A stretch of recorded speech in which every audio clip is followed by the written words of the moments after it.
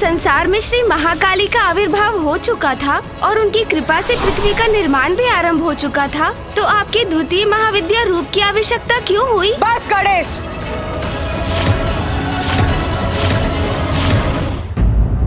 माता, आपने ही मधु और केटप को उत्पन्न किया। तो माता, जब उनका अंत ही होना था, तो आपने उन्हें जीवन दिया ही क्यों?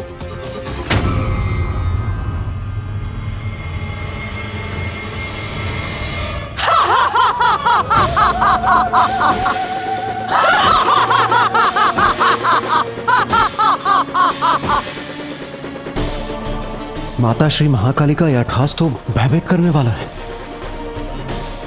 तेरे इस प्रश्न का तो एक ही उत्तर है रे।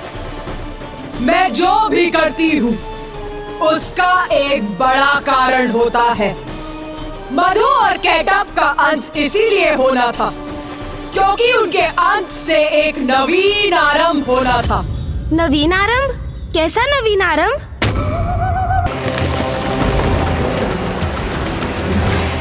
हाँ रे, नवीन आरंभ, क्योंकि मधु और केटप के खंडित शरीरों की मोधनी एक साथ आने से जल पर चलायमान थल के अंश को कठोरता प्राप्त हुई और ये था आरंभ पृथ्वी का।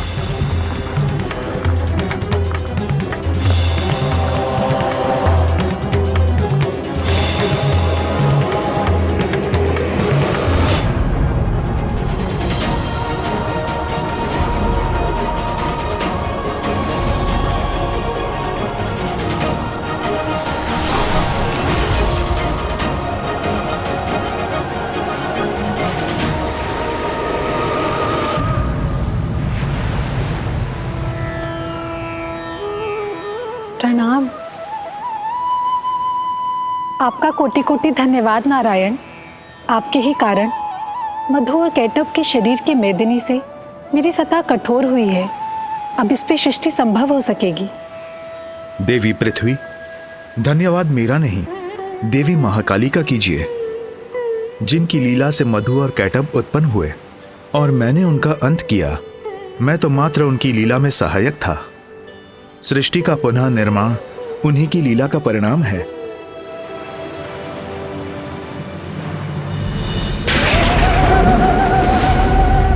जय श्री महाकाली।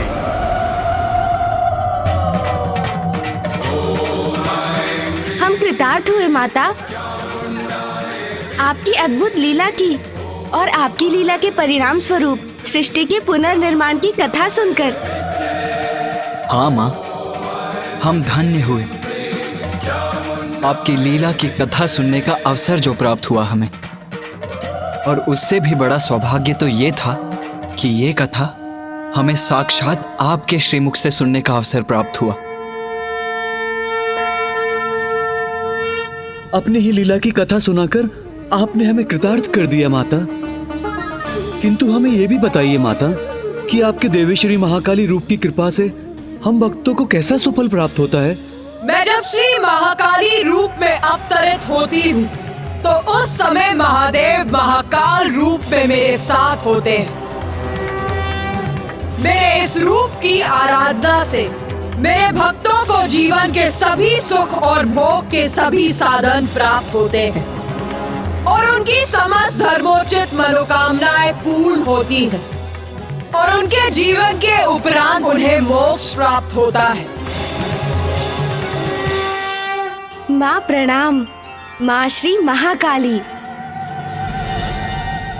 मशान कालिका काली, भद्रकाली कपालिनी, गुह्यकाली महाकाली, गुरुकुल्ला विरोधिनी, कालिका कालरात्रिश्च, महाकाली नितंबिनी, कालभैरवभार्या च, कुलवर्तम प्रकाशिनी, कामदा कामिनी कन्या, कमनीय स्वरूपिणी, कस्तूरी रस लिप्तांगी, कुंदरेश्वरगामिनी, ककार वर्ण सर्वांगी, कामिनी कामसुंदरी, कामार्ता कामरूपा च, कामधेनु कलावती, कांता कामस्वरूपा च, कामाया कुलकामिनी, कुलीना कुलवर्त्यंबा, दुर्गा दुर्गतिनाशिनी।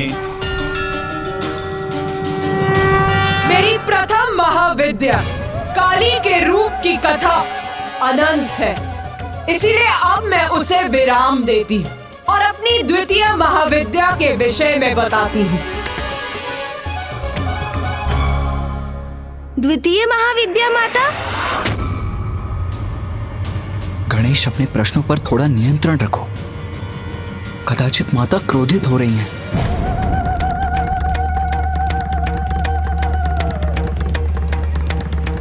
माता श्री महाकाली का प्रचंड क्रोध जागृत हुआ तो कदाचित हम सभी उसमें भस्म हो जाएंगे। एक और प्रश्न पूछना चाहता है रे? तो पूछ, किंतु तुझसे यही अपेक्षा भी है, क्योंकि जब तक तू मेरा रहस्य जान नहीं जाता, तेरी जिज्ञासा कहाँ शांत होगी रे? पूछ, तेरे मन में क्या प्रश्न है? माता, आप तो अंतर्यामी हैं, सर्वज्ञाता है, तो मेरा प्रश्न भी आपसे छिपा कहाँ है माता? ज्ञात है मुझे, तेरा प्रश्न मुझे अवश्य ज्ञात है, किंतु यहाँ उपस्थित और किसी को नहीं, इसीलिए पूछ ले, पूछ। जो आज्ञा माता। माता, मैं ये समझने में असमर्थ हूँ कि जब संसार में श्री महाकाली का आविर्भाव हो चुका था और उनकी कृपा से पृथ्वी का निर्माण भी आरंभ हो चुका था, तो आपके द्वितीय महाविद्या रूप की आवश्यकता क्यों हुई? इसमें समझने का जो भी है, मैं पूर्व में ही कह चुकी हूँ गणेश। महादेव के साथ मिलकर संसार के निर्माण, पालन और संहार का कार्य है मेरा, और अपने इन सभी कार्यों के संपादन के लिए मैं अपने 10 महाविद्या रूप प्रकट करती हूँ। मैंने अपने महाकाली रूप में मधु और कैटब के शरीर से पृथ्वी के कठोर धरातल का निर्माण करवाया, किंतु उससे सृष्टि का सृजन पूर्ण नहीं हुआ था, क्योंकि जल और थल तो अब थे, किंतु और कुछ नहीं था। इसीलिए सृष्टि अभी भी और महादेव के अक्षोभ्य स्वरूप का प्राकट्य हुआ था। माँ तारा और श्री अक्षोभ्य ही आदित्य सूर्य के सृजन का कारण थे। माता, मैं ये जानने के लिए भी उत्सुक हूँ कि आदित्य सूर्य की रचना आपने कैसे की? तो सुन, ध्यान से सुन।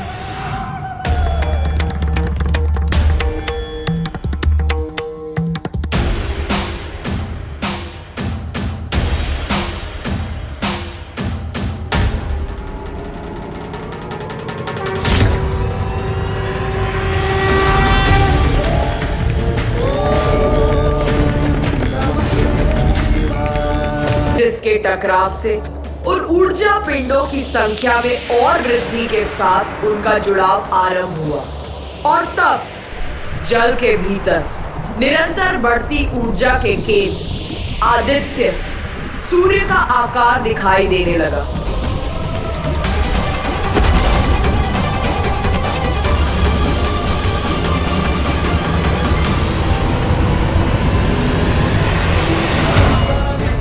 और फिर प्रभु अक्षोभ्य और देवी तारा की ऊर्जा से आदित्य सूर्य प्रस्तुत हुए।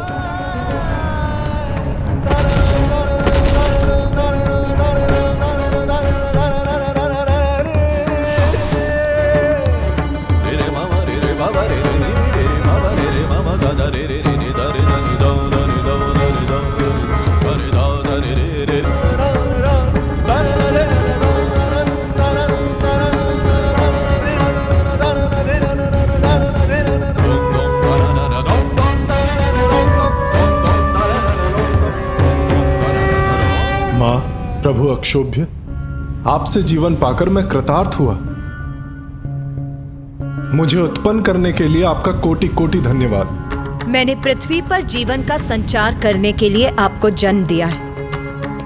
अब आप अपने स्थान पर रहकर सृष्टि को ऊष्मता, प्रकाश और जीवनदायिनी ऊर्जा प्रदान करें। दिवस और रात्रि उत्पन्न करेंगे, पृथ्वी पर ऋतुओं का चक्र स्थापित करेंगे। अब आप प्रस्थान कीजिए और सभी को जीवन देने का अपना दायित्व संभालिए। उचित है मां।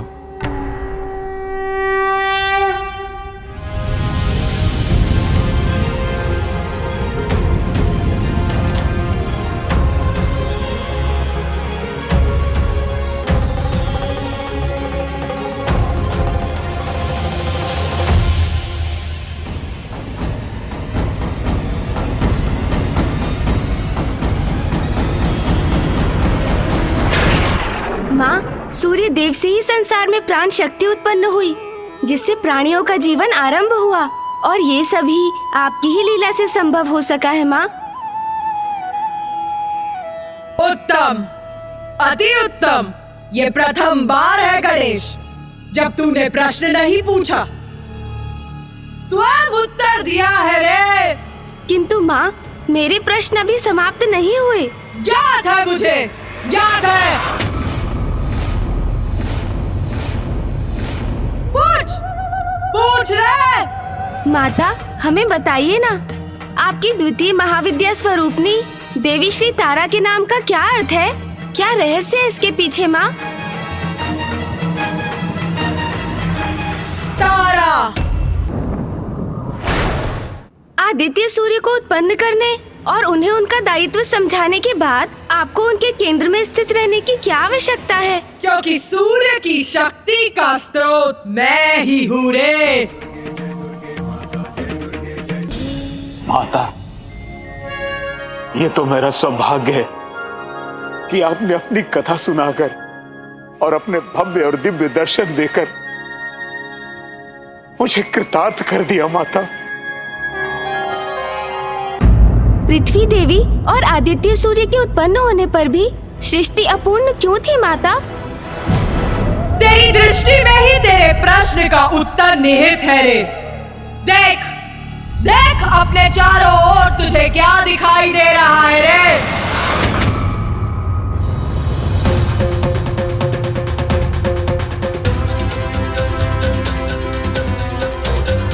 माता, मुझे दिखाई दे रहे हैं ये नदी, ये झरने, ये वृक्ष, ये पौधे आदि। हाँ, उचित कहा तूने। ये है प्रकृति और उसका संपूर्ण विस्तार, उसकी भव्य विशालता। पृथ्वी पर फल उत्पन्न करने वाले वृक्षों की, अनाज उत्पन्न करने वाले पौधों की आवश्यकता थी, तभी तो उसमें जीवन फल सकता था ना। अर्थात प्रकृति का प्रकट होना भी तो आवश्यक था ना।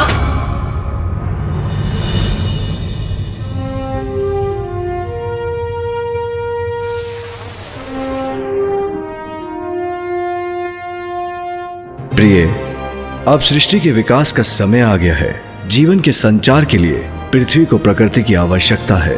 सूर्य की अति ऊर्जा का तो निरंतर विस्तार हो रहा था, जिससे संपूर्ण सृष्टि प्रकाशित हो उठी थी। उन सूर्य का सृजन करने वाली देवी तारा और प्रभु अक्षोभ्य की असीमित आंतरिक ऊर्जा का तो अनुमान लगाना भी कठिन है रे। देवी तारा रूप में मेरी ऊर्जा से कदाचित प्रकृति भस्म हो सकती थी, इसीलिए प्रकृति के सृजन के लिए मुझे शीतल होना ही था। और तब मैंने धारण किया अपना अगला महाविद्या स्वरूप, देवी षोडशी।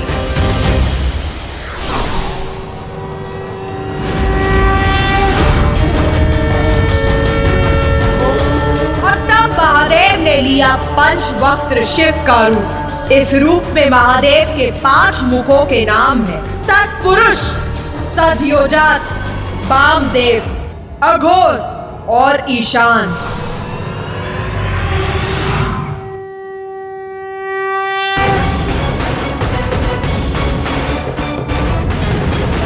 या देवी सर्वभूतेषु बुद्धिरूपेण संस्थिता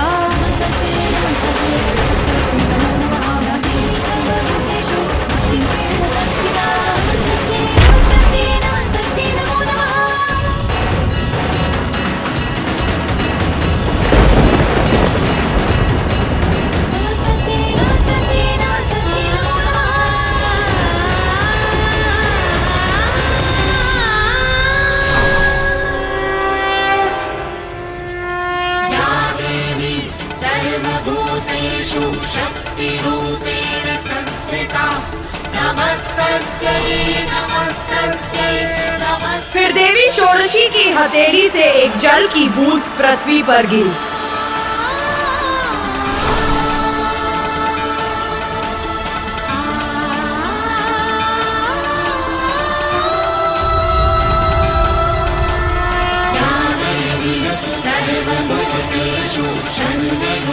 उनके संकेत पर आदित्य सूर्य ने अपनी ऊर्जा का संपादन किया, जो देवी षोडशी के माध्यम से पृथ्वी तक पहुंची और जीवन का बीज अंकुरित हुआ और फलने फूलने लगा।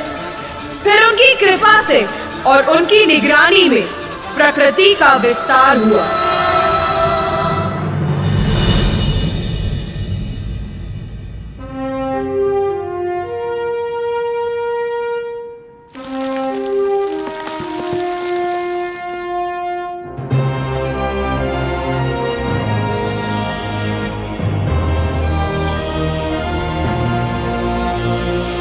पौधे लहरा उठे, पुष्प खिलने लगे और उनके साथ वन्य जीवों में भी प्राणों का संचार हुआ और प्रकृति अपने पूर्ण वैभव में जीवन का आधार बनी।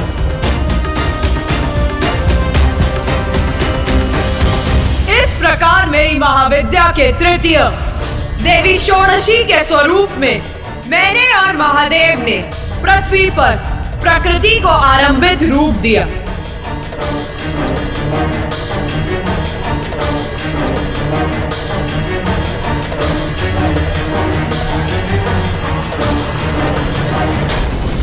बालव्यक्त विभाकरामिति निवाम भव्यप्रदां भारतीम् ईषत् फुल्लमुखाम्बुजस्मितकरे राशाभवान्दापहाम् पाशं साभयमङ्कुशं च वरदम् कितनी अनुपम दिव्यता है माँ षोडशी की। कितना भव्य सौंदर्य है माँ का। भक्त्या भजे षोडशीम्। इतने समय के पश्चात माँ के मुख पर ये सुंदर मुस्कुराहट देखकर हम सभी कृतार्थ हो गए। जो मेरे इस रूप की पूजा करते हैं वो सर्व सिद्धियां संपन्न हो जाते हैं, कोई भी दुख उनके निकट नहीं आता।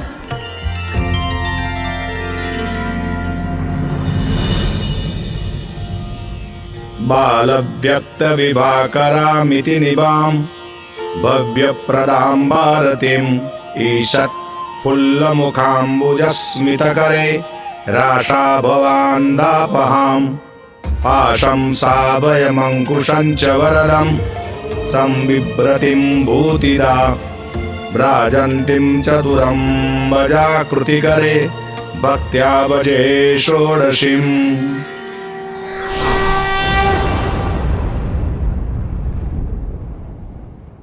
बोल, अभी भी तेरे मन में कोई भी शंका, कोई भी जिज्ञासा जन्म ले रही है क्या? हाँ माता, अब तो संसार पूर्ण हो चुका था। पृथ्वी, सूर्य, जल, प्रकृति सब उत्पन्न हो चुके थे।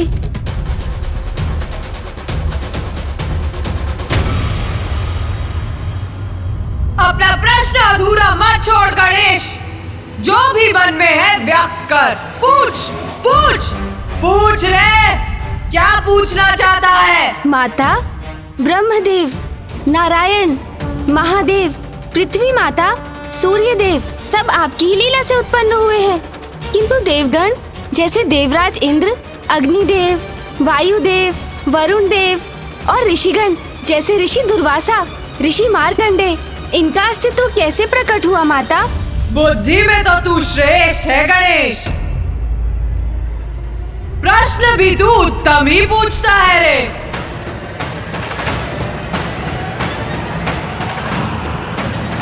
तो अब मेरा उत्तर सुन गणेश। सृष्टि आरंभ हो चुकी थी, इसीलिए अब देवताओं का जन्म भी आवश्यक था। मेरे आदेश से ब्रह्मदेव ने अपनी मानस संतानों को जन्म दिया।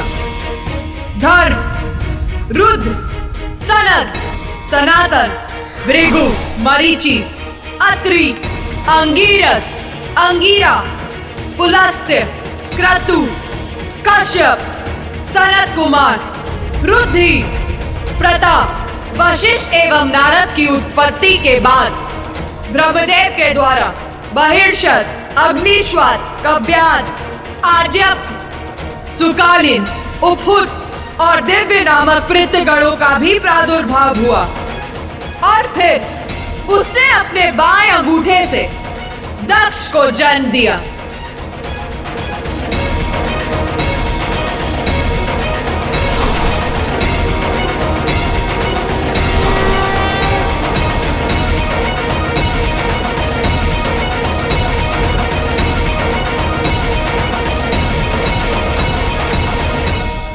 ब्रह्मदेव की मानस संतानें वृक्ष बीज अर्थात वंश वृद्धि करने में असमर्थ थी। इसीलिए सृष्टि के विस्तार के लिए प्रजनन की आवश्यकता थी और यह प्रजनन शक्ति संसार को देने की क्षमता ब्रह्मदेव में नहीं थी। इसीलिए उन्होंने मेरी और महादेव की स्तुति आरंभ की। उस समय शिव और शक्ति संयुक्त थे, अर्धनारेश्वर रूप में ही थे।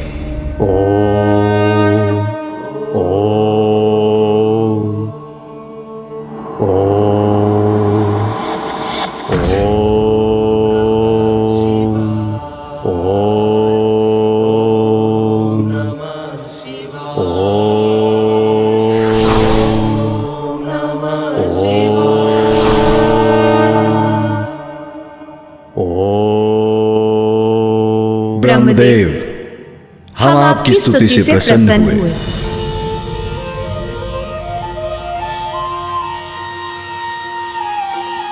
प्रभु शिव, माता शक्ति, मेरे द्वारा जिन जीवों का सृजन हुआ है उनकी संतानें उत्पन्न हो सकें, इसके लिए प्रजनन अति आवश्यक है।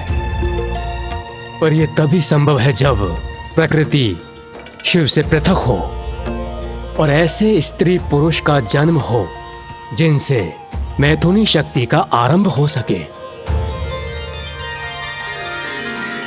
यदि सृष्टि के आरंभ और उसकी भलाई के लिए हमें एक दूसरे से विलग होना होगा तो ऐसा ही होगा।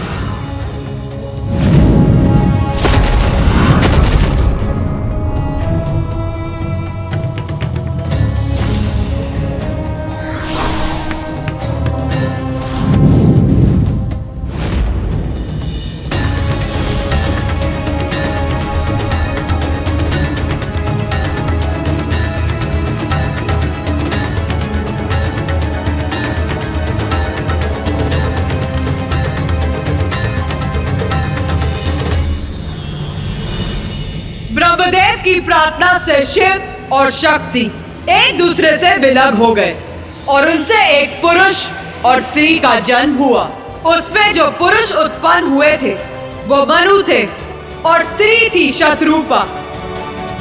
उन दोनों से प्रियवत और उत्पानपाद नामक दो पुत्रों का जन्म हुआ और आकुति, देवहूति और प्रस्तुति नामक 3 कन्याएं भी हुई।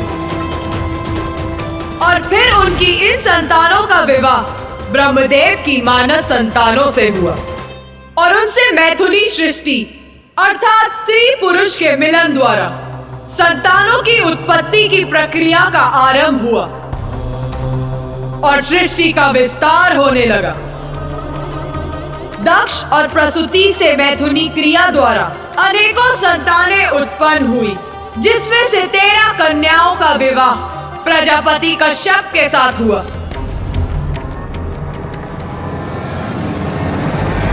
प्रजापति कश्यप और दक्ष की कन्याओं से देवता, असुर, दानव, अश्व, गंधर्व, राक्षस, वृक्ष, अप्सरा, सर्प और नाग, गौ, भैंस, श्वापद अर्थात हिंसक जीव, श्वेन अर्थात गिद्ध आदि जीव, यादव गण अर्थात जलचर जीव, गरुड़ और अरुण, पतंग और शलभ आदि का जन्म हुआ। इन्हीं से संसार की समस्त प्रजातियों का जन्म हुआ। माता, अब तो सृष्टि पूर्ण हो गई थी। प्रकृति, जीव, जंतु, देव, गंधर्व, यक्ष आदि सभी उत्पन्न हो चुके थे और सबसे महत्वपूर्ण इस समस्त जीवन के लिए पृथ्वी भी थी। नहीं रे, मात्र एक पृथ्वी से संसार की रचना नहीं होती रे गणेश। बता मुझे, कौन है जो पृथ्वी पर निवास करता है? जीव जंतु और पुरुष माता। और अन्य सभी, उनका क्या स्थान है रे? सभी देव तो अपने अपने लोक में विराजमान रहते हैं और अन्य सभी भी माता।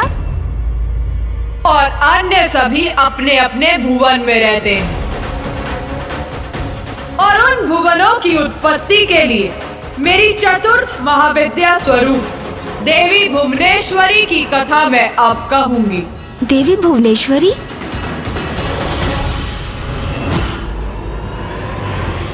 मेरी महाविद्या का चतुर्थ स्वरूप देवी भुवनेश्वरी, ब्रह्मांड की ईश्वरी है हम।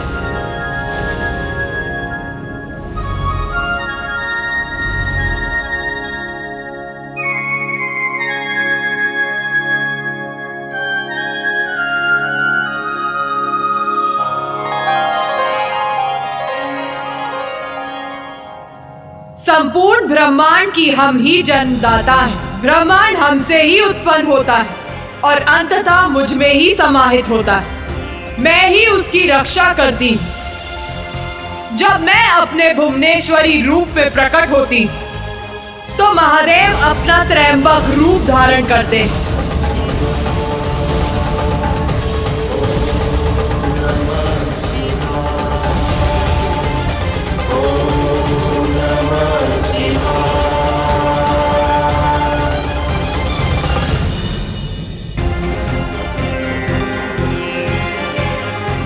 प्रिय,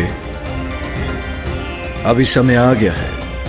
अपनी भुवनों का निर्माण कर सभी देवताओं, ऋषिगण, अन्य सभी प्राणियों को अपने अपने भुवनों पर निर्धारित करें।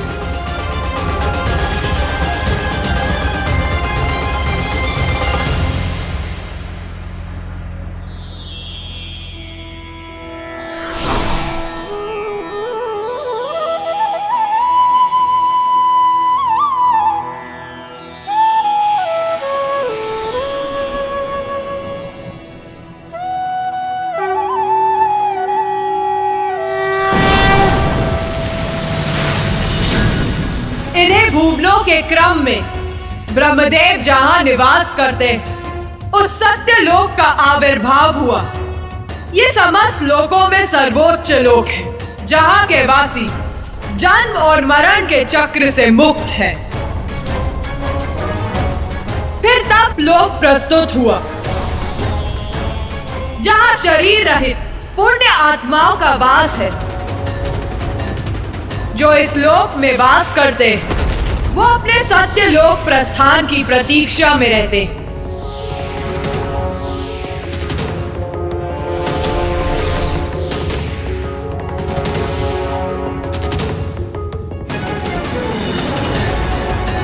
फिर ज्ञान लोक प्रस्तुत हुआ,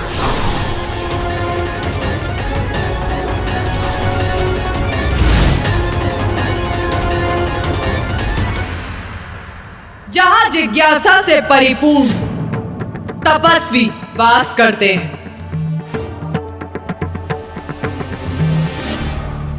उसके पश्चात महरलोक का आविर्भाव हुआ,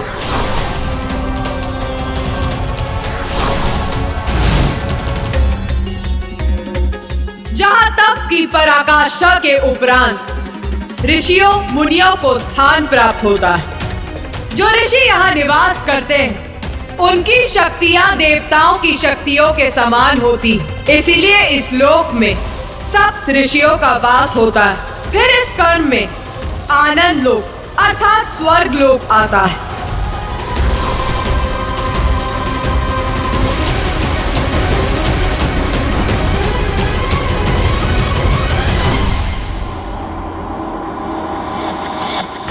जो देवताओं और उत्तम पुण्य कर्म करने वालों का निवास है।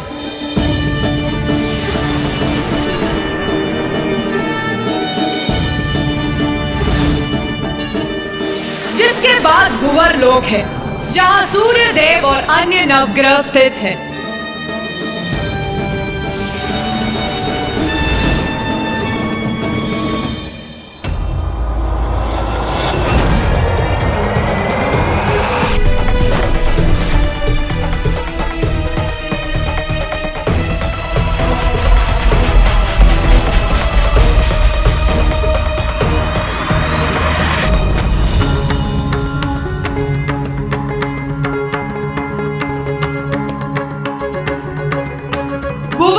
के पश्चात मनुष्यों और मृत्यु लोक के अन्य प्राणियों के लिए भूलोक है।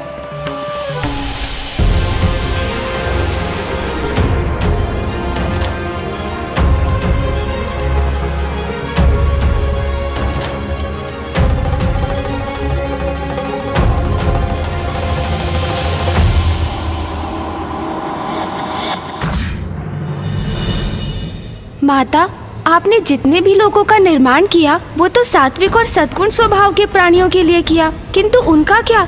जिनका स्वभाव ही तामसिक है, उनका निवास कहाँ होगा? कहाँ जाएंगे वो? फिर भूमि के नीचे के लोग प्रकट हुए।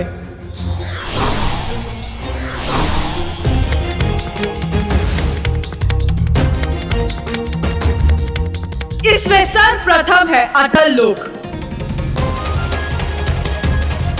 ये भोग विलास का लोक है। भूमि की समस्त धन संपदा यही संचित रहती है। फिर वितल लोक है, जहां भूमिगत जीव स्वर्ण आदि का खनन करने हेतु निवास करते हैं। अतल लोक के समान वितल लोक भी भौतिक संपत्ति पर केंद्रित लोक है। फिर असुर राजा बलि द्वारा सुतल लोक का आविर्भाव हुआ।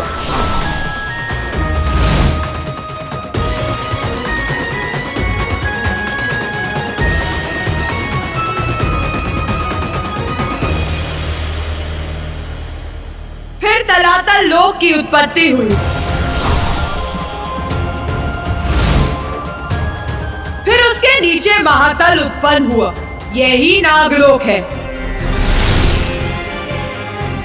जहां नाग पुरुष और नाग कन्याओं का वास है। फिर उसके भी नीचे है दानवों और दैत्यों का लोक, रसातल।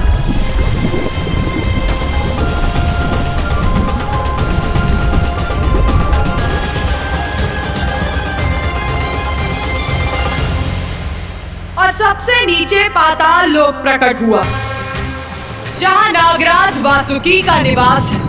यही सभी अन्य भुवनों का आधार है।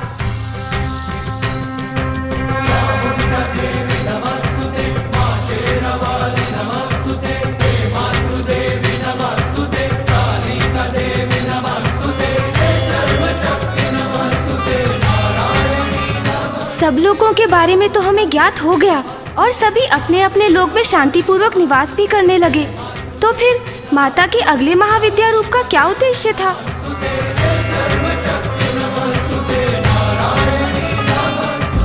इस प्रकार मैंने ही अपने भुवनेश्वरी स्वरूप में सभी भुवनों की रचना की और तत्पश्चात मैथुनी सृष्टि का आरंभ संभव हो सका। भुवनेश्वरी स्वरूप में मैं ही सृजन करती हूँ। मैं ही सभी भुवनों की स्थिरता प्रदान करती और उनमें बसे प्राणियों का पालन करती। सृष्टि के सभी जीव मेरी ही संतानें हैं, फिर वो मनुष्य हो अथवा सूक्ष्म जीवाणु, और मुझसे ही उन सभी जीवों का लालन पालन संभव है।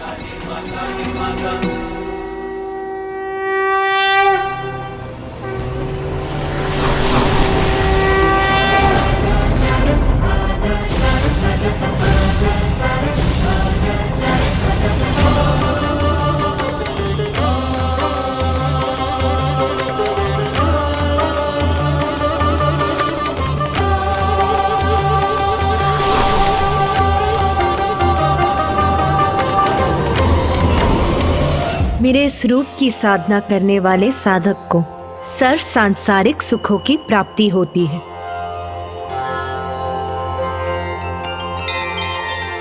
उसका जीवन धन, धान्य और संतान से परिपूर्ण होता है।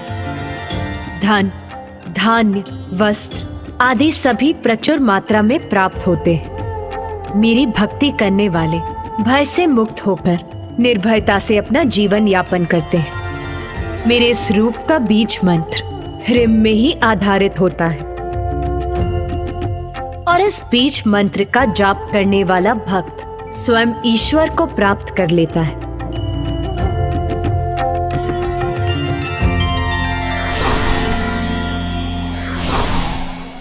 अष्टसिद्धि धर्मलक्ष्मी अरूपा बहुरूपिणी त्रिशूला पुक्कारा देवी पसानुगुसा विश्वधारिणी खड़गा खेड़ा दरा देवी घंटिनी चक्रधारिणी षोडशी त्रिपुरा देवी त्रिरेखा परमेश्वरी उद्यन्दिन्द्युतिमिन्दु किरीटां तुंगकुचां नयनत्रययुक्तां स्मेरमुखीं वरदाङ्कुशपासा भीतिकरां प्रभजे भुवनेशिम्।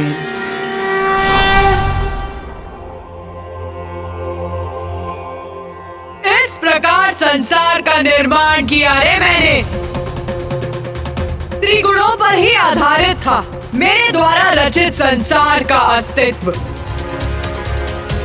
और प्रत्येक प्राणियों को उसका स्थान उसके कर्मों के अनुसार दिया गया।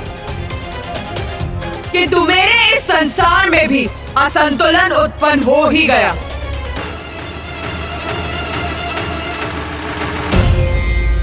असंतुलन माता? किंतु आपके द्वारा रचित संसार में किसी दोष अथवा विकार का स्थान कहाँ था?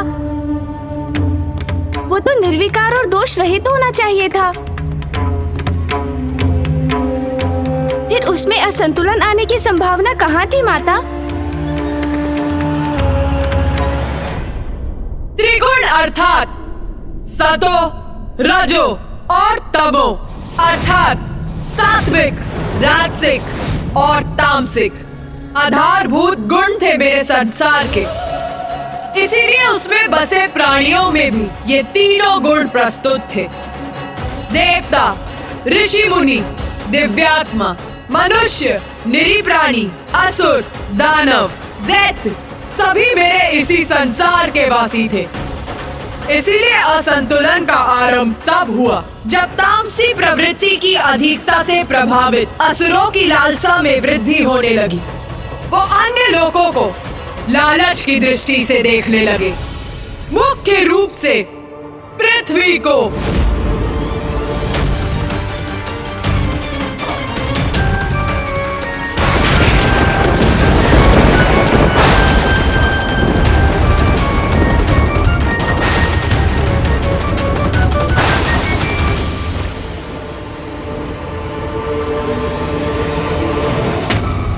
रुको! क्या हुआ? रुक क्यों गए? हमें शीघ्र ही अपने निवास की तरफ चलना चाहिए, जिससे हमारी स्त्रियां इस आखेट को पका सकें। भूख लगी है हमें। शीघ्रता करो, चलो आगे बढ़ो। कब तक भटकते रहेंगे हम? इस प्रकार आखेट ढूंढने के लिए, भोजन प्राप्त करने के लिए कब तक करना होगा परिश्रम? यूं ही कब तक का क्या अर्थ है? ये हमारा लोक है और यहाँ का यही नियम है। जब तक जीवित रहेंगे हम यही रहेंगे और इसी तरह अपना जीवन यापन करेंगे। उचित कहा तुमने। ये लोक हमारा है, पर वो लोक, वो भी तो हमारा हो सकता है।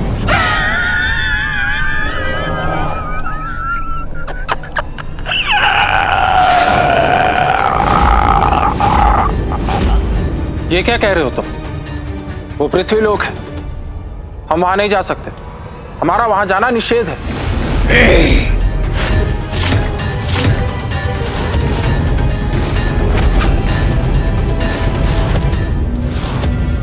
मेरी जो इच्छा होगी वही करूंगा मैं। मुझे पृथ्वी लोक पे जाना है। मुझे पृथ्वी लोक को पाना है।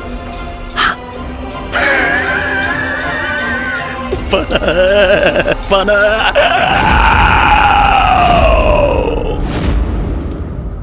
माता, कौन था ये असुर जो आपके संसार के नियम भंग करने का दुस्साहस करने का इच्छुक था? असुरराज दारू। तब तो आपने अवश्य उस असुर दारू को दंडित किया होगा ना माता?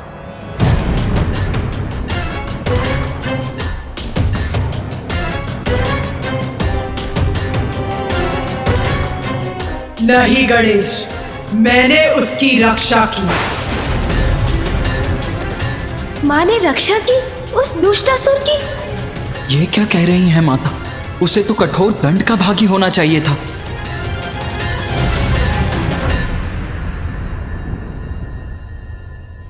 आपने उस असुर को उसके अपराध का दंड क्यों नहीं दिया माता? और उसकी रक्षा क्यों की आपने? क्यों माँ, क्यों किया आपने उसकी रक्षा? गणेश के इस प्रश्न का उत्तर तो मैं भी जानना चाहता हूँ, किंतु माता को रुष्ट किए बिना। सत्य था रे, दारुक की लालच भरी दृष्टि पृथ्वी पर थी, क्योंकि फल, पुष्प, अनाज, आहार आदि से परिपूर्ण पृथ्वी सौंदर्य रूपिणी थी। इस संपदा का अधिकार जो अभी तक पृथ्वीवासियों के पास था, उसे पाना चाहता था दारुक। किंतु माता, इसमें क्या अपराध हुआ उससे? क्योंकि अपने जीवन को श्रेष्ठ बनाने का तो सभी को अधिकार है। अधिकार अवश्य है, किंतु किस मूल्य पर गणेश? दूसरों के अधिकारों को छीन कर कुछ प्राप्त करना उचित नहीं। दारुक पृथ्वी का आधिपत्य चाहता था, जिससे वो सभी ऋषि मुनियों अथवा ग्रामीण मनुष्यों को अपना दास और आहार बना सके। अन्य जीवों को कष्ट पहुंचाकर अपने जीवन को उन्नत नहीं बनाया जा सकता गणेश। तो माता, ये सब ज्ञात होने पर भी आपने उसकी रक्षा की? हाँ, रक्षा की मैंने उसकी, क्योंकि मैं विवश थी।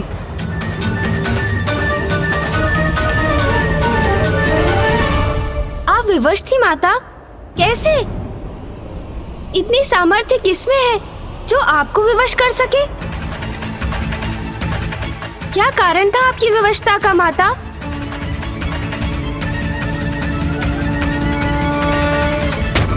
दारुका, दारुक की पत्नी दारुका थी मेरी विवशता का कारण। आदि शक्ति हूँ मैं, किंतु जगत जननी भी तो मैं ही हूँ। चर अचर समस्त जीवों की माँ मैं ही हूँ। और फिर अपनी किसी भी संतान को कष्ट में देखकर मैं स्वयं को कैसे रोक सकती थी गणेश?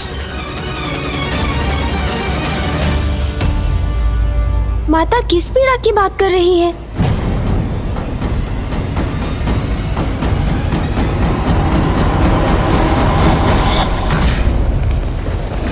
मेरी बहुत महान भक्त थी दारुक की पत्नी दारुका, जिसने मुझे प्रसन्न करने के लिए मेरी कठोर तपस्या की। तब मैं ही अपने आदि शक्ति रूप में सर्वत्र व्याप्त थी। आदि शक्ति नमो नमः।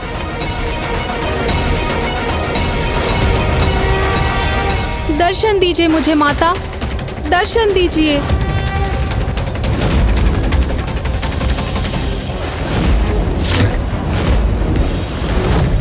इतने वर्षों की कठोर तपस्या के बाद आपने अपनी इस भक्तिन को अपने दर्शन सुख से वंचित रखा माता। मेरे प्रति कठोर रहकर मेरी परीक्षा ले रही है माता, तो उचित है अब आप भी मेरी भक्ति की पराकाष्ठा देखेंगी माता।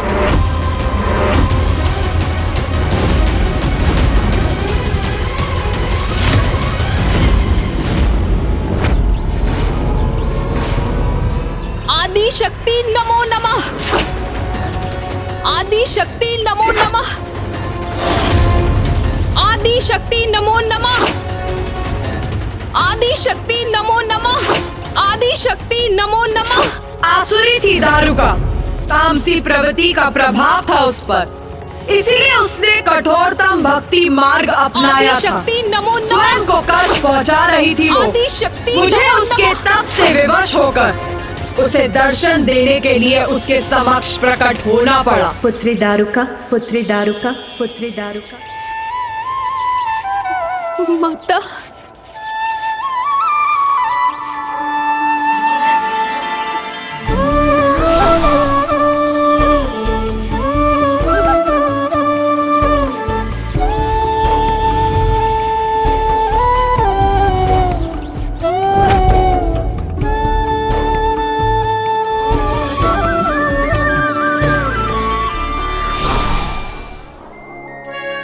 माता, सत्य है माता, आप दया की सागर हैं। मुझे दर्शन देकर मेरे कष्टों को हरकर आपने मुझे कृतार्थ कर दिया है माता। मैं धन्य हो गई आपके दर्शन पाकर। मैं माँ हूँ, मेरी भक्तिन स्वयं को कष्ट पहुँचाए ये मैं कैसे सह सकती हूँ पुत्री दारुका। मैं तुम्हारी तपस्या से प्रसन्न हुई, वरदान मांगो पुत्री। माता, मेरे और समस्त असुर समुदाय के जीवन को सरल करने हेतु इस स्थान को अपने आशीष से परिवर्तित कर दीजिए माता। यहाँ सभी संपदा से परिपूर्ण एक ऐसा वन स्थापित कर दीजिए जिससे हम सभी यहाँ सहजता से निवास कर सके माँ। क्योंकि माता हम असुर सभी आनंद प्राप्ति के सुख सुविधाओं से वंचित है, इसलिए हमारे साथ भी आपके भक्तों के समान ही व्यवहार होना चाहिए माता। अपने समस्त समुदाय के लिए निस्वार्थ भाव से वरदान मांगकर तुमने मुझे और भी प्रसन्न कर दिया पुत्री दारुका। मैं तुम्हारी इच्छा अवश्य पूर्ण करूंगी। धन्यवाद माता, धन्यवाद।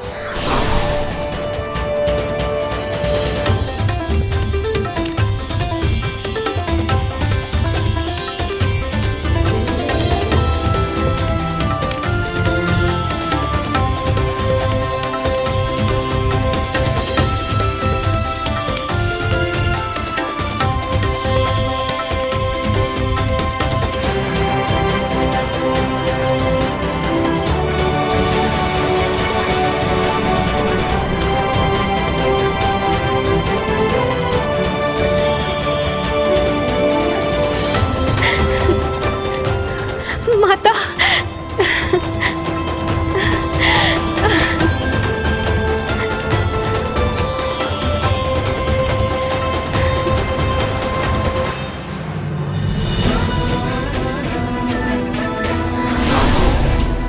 ये अब तुम्हारा वन है पुत्री दारुका। अब जहाँ तुम और तुम्हारा समस्त समुदाय जाएगा, ये वन तुम्हारे साथ जाएगा। सदा तुम्हारा रहेगा ये वन, जहाँ तुम्हें कोई भी कमी नहीं होगी और तुम्हारी सुरक्षा सदैव निश्चित रहेगी। माता, आपसे समस्त असुर समुदाय के लिए वरदान पाकर मैं कृतार्थ हुई, परंतु अब क्या मैं मात्र अपने लिए कुछ मांग सकती हूँ? अवश्य।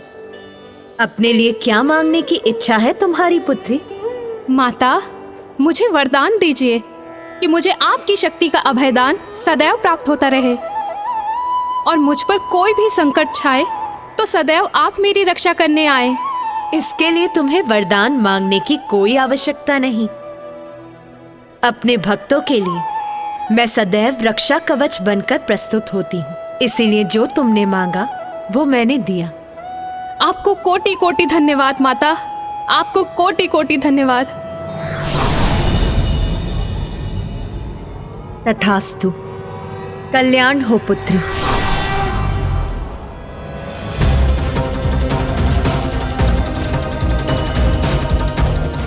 माता की कृपा से हम असुरों को ये वन प्राप्त हो गया, हम धन्य हो गए। माता, आपने तो दारुका को वरदान स्वरूप संपूर्ण वन दे दिया, तब तो असुरों को संतुष्ट रहना चाहिए था। फिर उसके पति को पृथ्वी पाने का लालच क्यों हुआ? कृपा की थी मैंने दारुका पर, बंद दिया था उसे, किंतु उसने अपनी आसुरी प्रवृत्ति का परित्याग नहीं किया। गणेश, मैंने दारुका और उसके असुरों को उस वन में समस्त वन्य संपदा उपलब्ध करवाई थी, किंतु उसका पति दारुक और भी पाना चाहता था और अब अपनी पत्नी को प्राप्त हुए वरदान से उसका साहस और भी बढ़ गया था।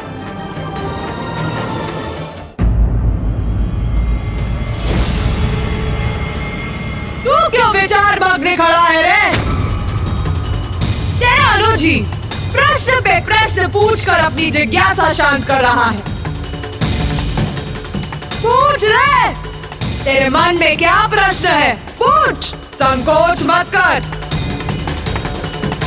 माता, मैं स्वीकार करता हूं कि रसातल पृथ्वी जितना सुंदर नहीं था, किंतु पृथ्वी पर तो ऋषियों, मुनियों और अन्य वासियों ने उसे सुंदरता प्रदान करने के लिए अथक परिश्रम किए थे।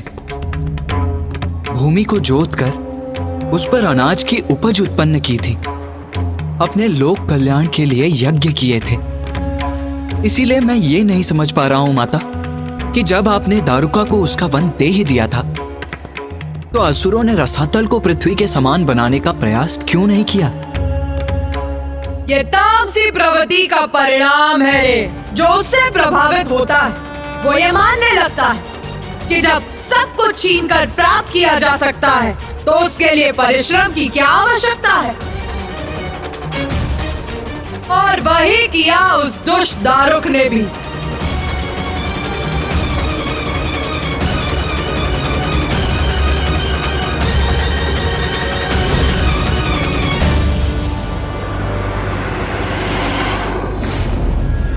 मेरे प्रिय असुरों, कोई नहीं, हमारा विनाश कोई नहीं कर सकता। क्योंकि मेरी पत्नी के कठोर तप के कारण स्वयं आदिशक्ति बनेगी हमारा दिव्य कवच। हम सुरक्षित रहेंगे क्योंकि सर्वोच्च देवी शक्ति हमारी सुरक्षा करने के लिए वचनबद्ध है।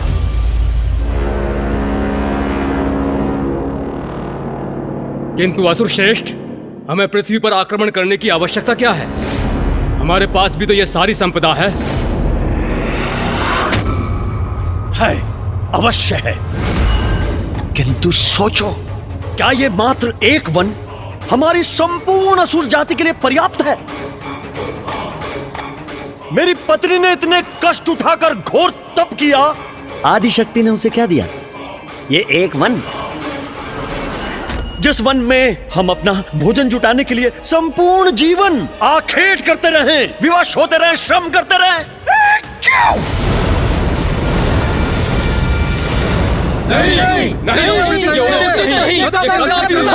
नहीं, हम मात्र एक लघु अंश से संतुष्ट क्यों हो? क्यों क्यों क्यों क्यों क्यों? इस वन को और इसके फलों को पाकर प्रसन्न क्यों हो? इस वन में भोजन प्राप्ति को आखेट के लिए श्रम कर करके स्वयं को कष्ट क्यों दे? क्यों? जबकि थोड़े से श्रम में हम उन तुच्छ मनुष्यों को अपना दास बनाकर उनसे ये कार्य करवा सकते हैं। उनको अपना आहार बना सकते हैं।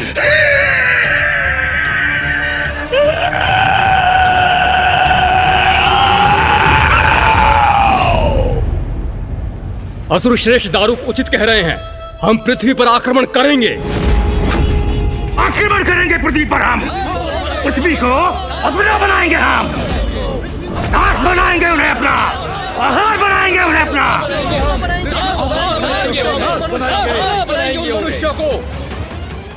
असुर श्रेष्ठ, हम पृथ्वी पर पहुंचेंगे कैसे?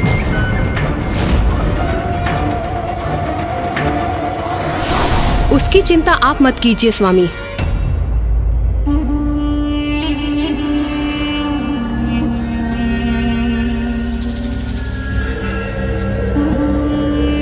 स्वामी, यदि आप पृथ्वी तक जाना चाहते हैं तो मैं आपको ले जाऊंगी। अति उत्तम, अति उत्तम प्रिय।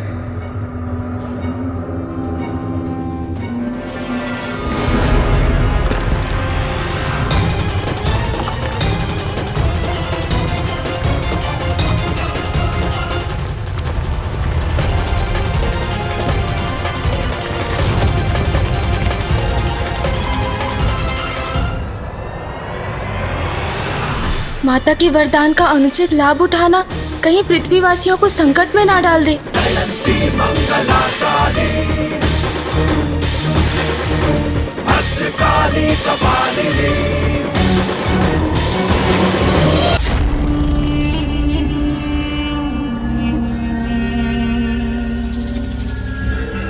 स्वामी, यदि आप पृथ्वी तक जाना चाहते हैं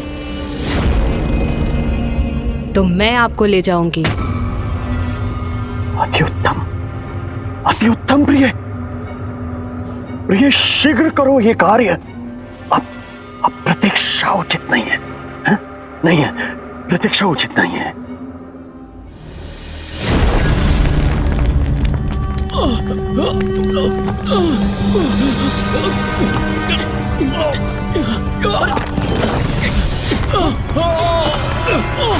ये कंपन क्यों? ये क्या हो रहा? सुरक्षित तो है ना?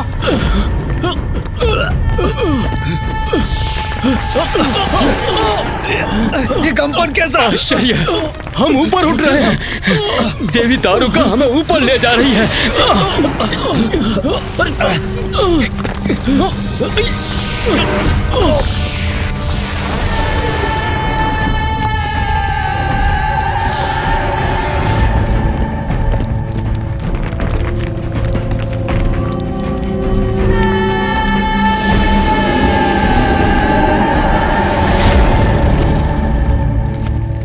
संपूर्ण पृथ्वी मेरी होगी अब दारुक की, क्योंकि दारुका की तपस्या मेरा वरदान बनेगी। स्वामी बनेंगे पृथ्वी लोक के सम्राट और मैं बनूंगी उनकी पटरानी। सदा तुम्हारा रहेगा ये वन, जहाँ तुम्हें कोई भी कमी नहीं होगी और तुम्हारी सुरक्षा सदैव निश्चित रहेगी। अब जहाँ तुम और तुम्हारा समस्त समुदाय जाएगा, ये वन तुम्हारे साथ जाएगा। जहाँ चाहूंगी वहाँ विचरण करूंगी मैं और अपने असुरों के साथ सुरक्षित भी रहूंगी।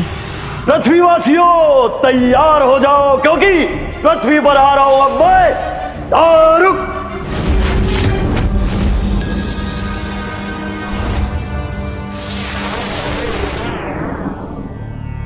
धियो यो नः प्रचोदयात् स्वाहा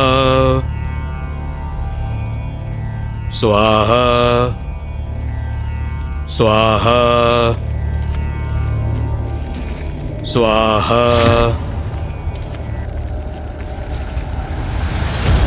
स्वाहा स्वाहा स्वाहा। हमारा ध्यान भंग क्यों हुआ और ये ध्वनि कैसी है?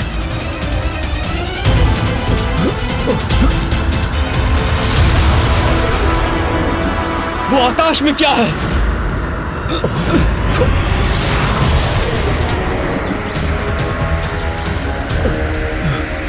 वो देखो, क्या है वो?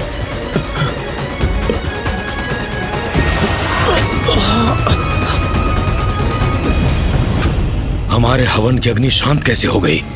हमारे यज्ञ में व्यवधान कैसे आ गया? क्या कारण है इसका?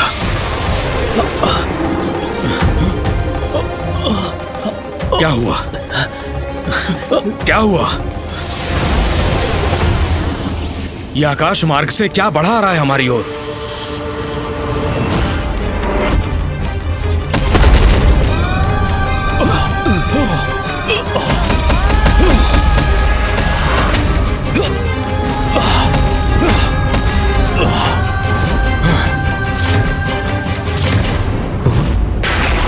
कौन है ये? कौन है ये? कदाचित ये तो असुर हैं। इनके विषय में सुना है मैंने, रसातल वासी हैं ये। किंतु ये अपनी सीमा लांघकर पृथ्वी पर क्या कर रहे हैं? इनका यहाँ आगमन सर्वथा अनुचित है। कौन हो तुम सब? क्या चाहिए तुम्हें और क्यों आए हो तुम यहाँ? आक्रमण!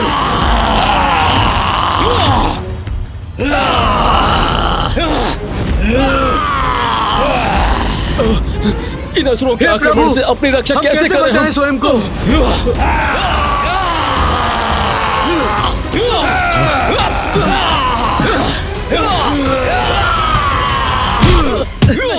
रक्षा कीजिए प्रभु, हमारी रक्षा कीजिए। छोड़ दो, रक्षा कीजिए। छोड़ दो, छोड़ दो, हम सबको छोड़ दो। प्रभु रक्षा करो। चलो शांति पूर्वक बंदी बन जाओ, अन्यथा अंत करेंगे तुम्हारा। अब हमारी सत्ता है।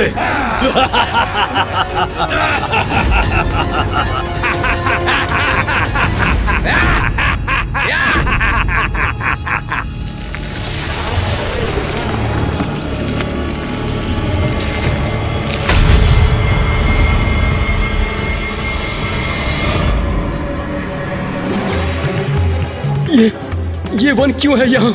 किस लोक से आगमन हुआ है इसका? हमारी शांति क्यों भंग हुई? क्या है इनका आशय?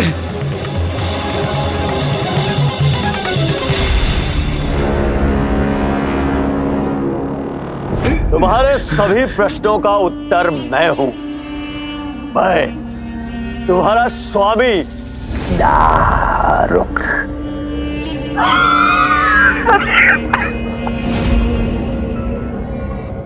स्वामी हो तुम हमारे? क्या अर्थ है इसका? हमारे स्वामी हमारे प्रभु हैं और हमारे प्रभु का पद कोई भी असुर नहीं ले सकता। किसी असुर को यह पद कभी प्राप्त नहीं हो सकता। बताओ कौन हो तुम और तुमने यहाँ आने का दुस्साहस क्यों किया? क्या चाहते हो तुम? तुम मुझसे पूछते हो? मुझसे पूछते हो क्या चाहता हूं मैं?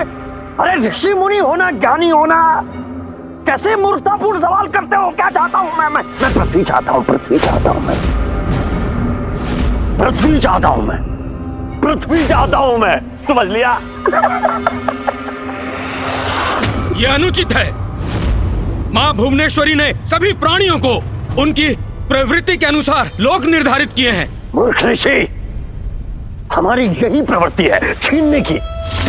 हम किसी नियम का पालन नहीं करते। हाँ, और यदि तुम्हारी मां भुवनेश्वरी ने कोई नियम स्थापित किए हैं तो अभी के अभी मैं उन्हें परिवर्तित कर देता हूँ, परिवर्तित कर देता हूँ।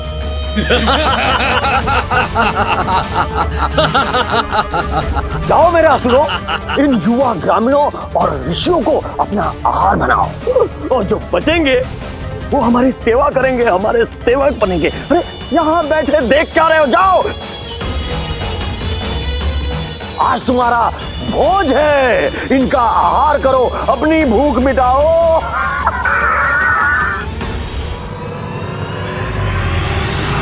ये कैसा संकट है? कौन करेगा हमारी रक्षा? छोड़ दो, नहीं हमें मत मारो, छोड़ दो, छोड़ दो हमारी। अब इन निरीह ऋषियों का भक्षण होगा, जिसे देखकर मुझे आनंद आएगा। आपने उचित कहा था स्वामी, हम असुर ही इस पृथ्वी सत्ता के योग्य हैं। अरे क्यों रहे हम असुर उस उजाड़ रसातल लोक में, और ये बलहीन शाकाहारी ऋषि इस पृथ्वी लोक का आनंद उठाएं। हाँ, मात्र इसलिए कि ये देवताओं को प्रसन्न करने के लिए यज्ञ करते हैं, हवन करते हैं। हाँ? कदापि नहीं। अब यहाँ हमारा अधिकार होगा, हम इसका आनंद उठाएंगे, ये सर्वथा उचित है। पृथ्वी पर हम असुरों का साम्राज्य होगा और मैं होऊंगा सर्वशक्तिशाली असुर सम्राट दारुक। फिर क्या हुआ माता? जहाँ आसुरी प्रवृत्ति प्रबल हो, वह और क्या हो सकता है रे? आतंक। दारुका और दारुक का आतंक प्रारंभ हुआ। सभी ऋषि मुनियों और समस्त पृथ्वीवासियों पर प्रारंभ हुआ उनका आतंक। पृथ्वी का अनुचित उपभोग आरंभ किया उन्होंने। अनेकों युवा ऋषियों को उन्होंने और उनके असुरों ने अपना आहार बनाया और अन्य सभी को अपना दास। तो माता, आपने हस्तक्षेप नहीं किया उन ऋषियों की रक्षा के लिए? नहीं, क्योंकि मैं उनकी भक्ति की परीक्षा लेना चाहती थी, देखना चाहती थी कि उन्हें मुझ पर कितना अटूट विश्वास है। मेरे हस्तक्षेप के लिए उन्हें मेरे और देवताओं को पुकारने की आवश्यकता थी। उन्हें मेरे प्रति अपनी भक्ति दर्शाने की आवश्यकता थी, और उन्होंने जो किया उसने तो मुझे भी चकित कर दिया। ऐसा क्या किया था उन ऋषियों ने माता?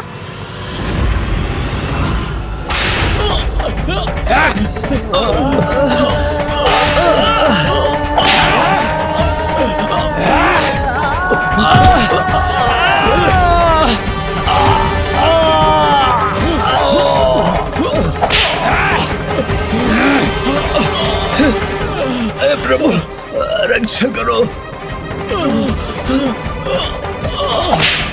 रक्षा कीजिए प्रभु।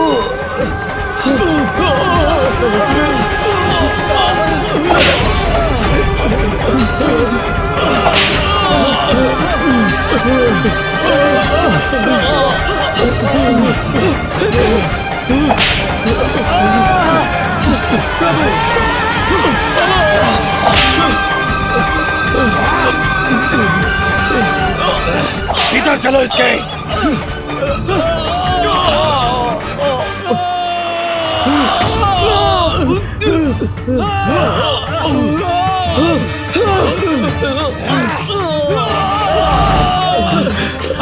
हम इन असुरों के समक्ष असहाय हो गए हैं। इन्होंने बंदी बना लिया है हमें, हमें नष्ट कर रहे हैं ये असुर।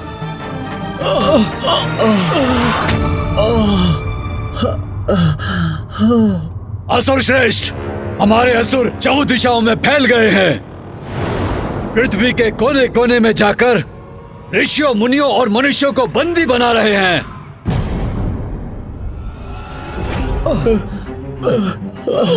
बहुत कष्ट हो रहा है प्रभु।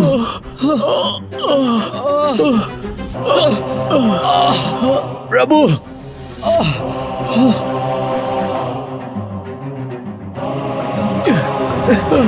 ये ऋषिवर क्या कर रहे हैं?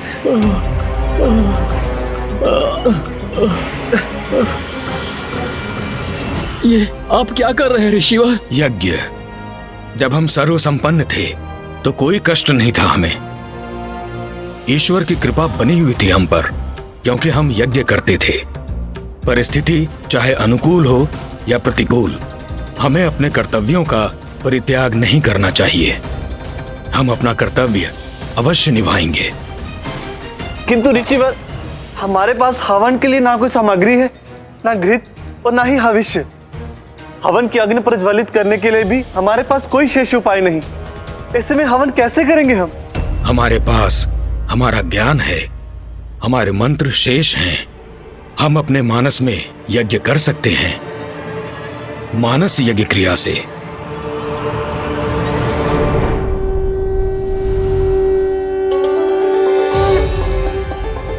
या देवी सर्वभूतेषु शक्तिरूपेण संस्थिता, नमस्तस्यै नमस्तस्यै नमस्तस्यै नमो नमः।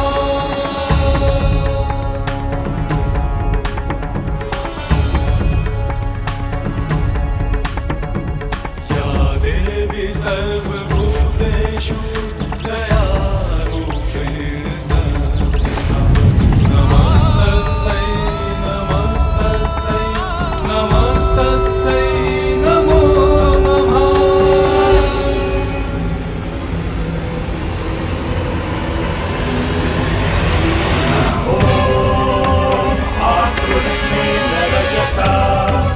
वर्तमानो निवेशयन्नमृतं च हिरण्येन सविता रथेन देवो यति भुवनानि पश्यन्।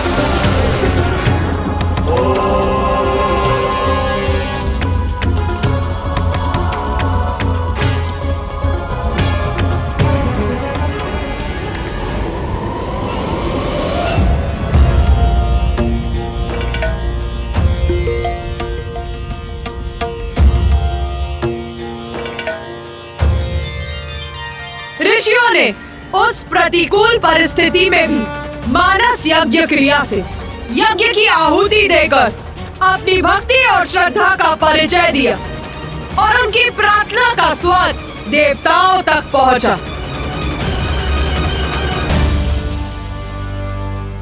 उस समय मैं माता आदि शक्ति की पूजा में विलीन था। तभी ऋषि मुनियों की पुकार मेरे स्थान और अन्य देवताओं तक पहुंची और हम उनकी सहायता करने के लिए तत्पर थे। ओम नारायणी नमोस्तुते, ओम नारायणी नमोस्तुते, ओम नारायणी नमोस्तुते, ओम नारायणी नमोस्तुते।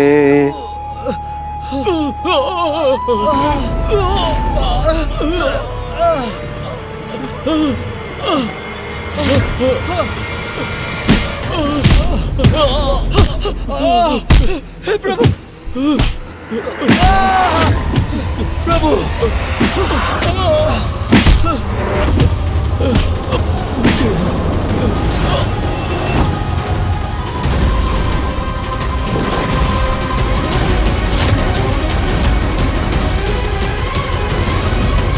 देवगण, पृथ्वी पर संकट छाया।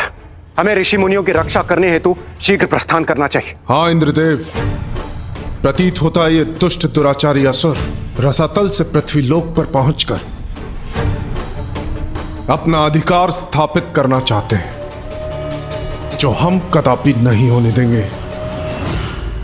माता, हमें आशीष दीजिए। पृथ्वी को संकट मुक्त करने हेतु हम प्रस्थान कर रहे हैं।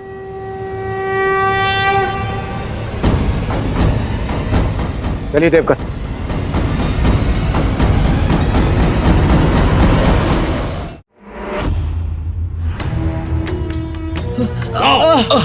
चलो आगे बढ़ो। हमारी इच्छा के अधीन हो तो प्रभु रक्षा करो प्रभु, छोड़िए, हमसे छोड़ दो कौन सा हमें। पाप हुआ है माँ, जो ये कष्ट झेलना पड़ रहा है हमें? हमारी रक्षा कीजिए माँ, अपनी निरीह संतानों की रक्षा कीजिए, रक्षा कीजिए माँ। आगे बढ़ो।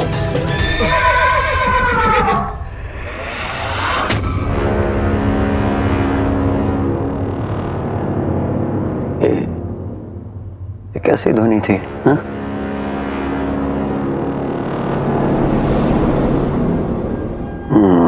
ये भ्रम नहीं था मेरा। कोई है अवश्य वहां जिसने ध्वनि उत्पन्न की थी, मगर कौन है?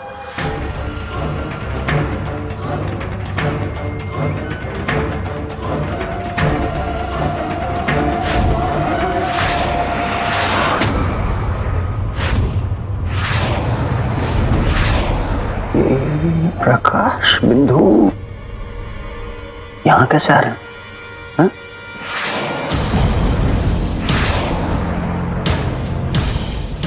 क्या है ये?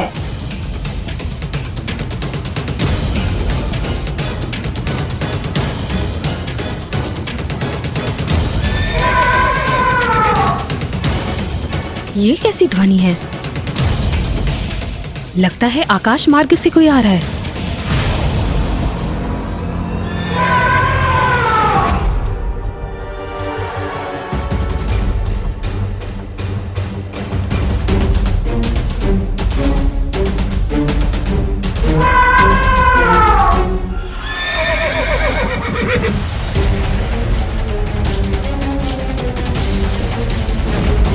असुर श्रेष्ठ, प्रतीत होता है ये कुछ देवता हैं जो हमारी ओर बढ़े आ रहे हैं।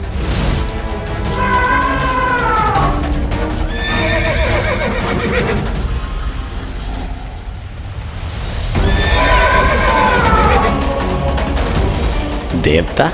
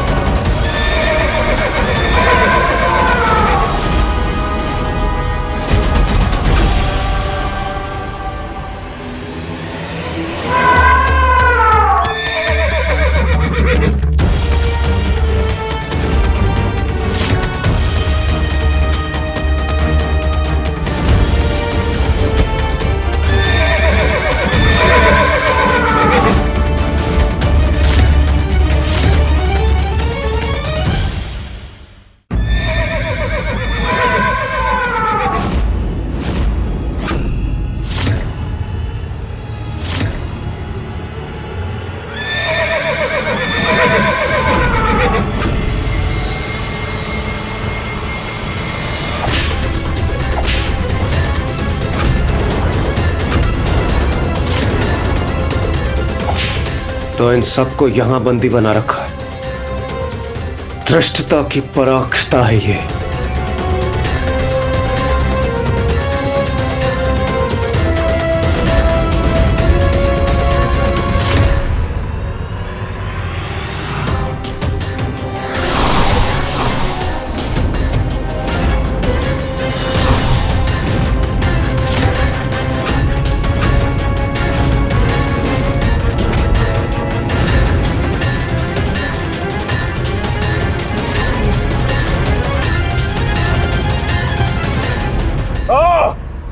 तो तुम हो इस आतंक के पीछे। दुष्ट असुर, तुमने पृथ्वी पर आकर इन निर्दोष ऋषियों को त्रस्त करने का दुस्साहस कैसे किया? ये प्रश्न तो मुझे तुमसे पूछना चाहिए देवताओं कि मेरी पृथ्वी पे आके तुमने मुझसे ये प्रश्न पूछने का दुस्साहस कैसे किया कि मुझे क्या, क्यों, कब, कैसे करना चाहिए? तुम्हारी पृथ्वी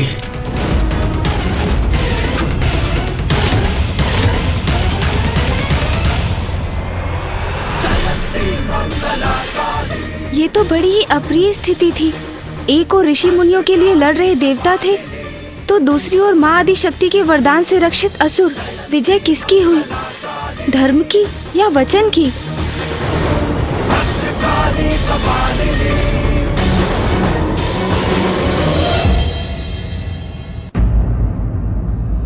देवराज इंद्र हूं मैं, और मैं तुम्हें पृथ्वी पर यह विनाश करने कदापि नहीं दूंगा। पृथ्वी पर आकर इन निर्बल निर्दोष ऋषियों को कष्ट पहुंचाने का विचार भी कैसे किया तुमने? ये प्रश्न तो मुझे तुमसे पूछना चाहिए देवताओं कि मेरी पृथ्वी पे आके तुमने मुझसे ये प्रश्न पूछने का दुस्साहस कैसे किया कि मुझे क्या, क्यों, कब, कैसे करना चाहिए? मेरी पृथ्वी अर्थात ये असुर पृथ्वी लोक को अपना लोक क्यों कह रहा है? प्रतीक्षा किस बात की कर रहे हो? आक्रमण करो इन पे, अंत करो इनका। चलो आक्रमण करो, आगे बढ़ो।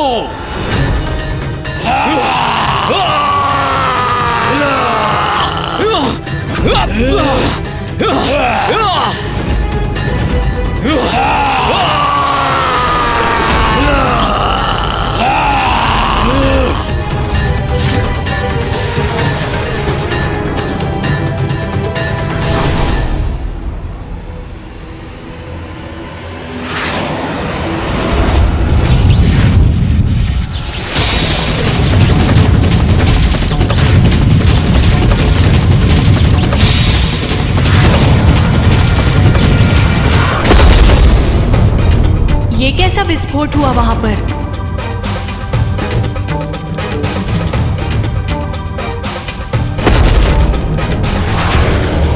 हमारे अस्त्र लौटकर हमारी ओर ही आ रहे हैं। भागो भागो, रक्षा करो, रक्षा करो।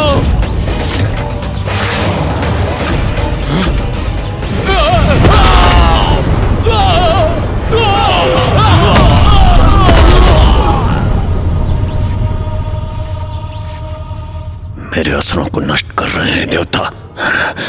मुझे रोकना होगा ना, रोकना होगा मुझे। अरे मेरे असुर वीरों, कहां छुपे हो? शत्रु हमें चुनौती दे रहे हैं। अंत करो, मसल दो कीड़े की तरह।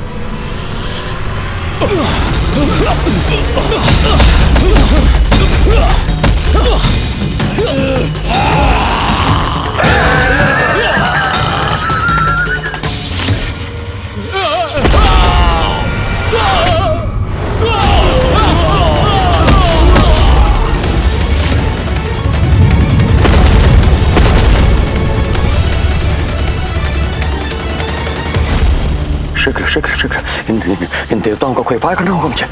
जो भी हो तुम, देखो दुस्साहस करने का परिणाम।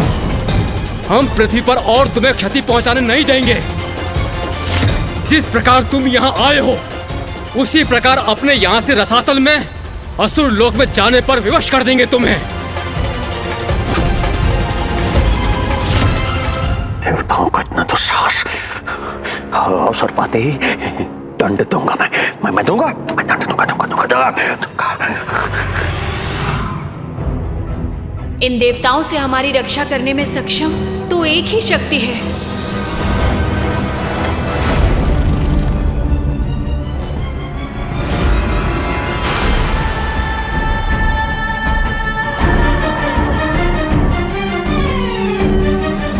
अरे तुम क्या मुझे यहां से प्रस्थान करने के लिए विवश करोगे देवताओं?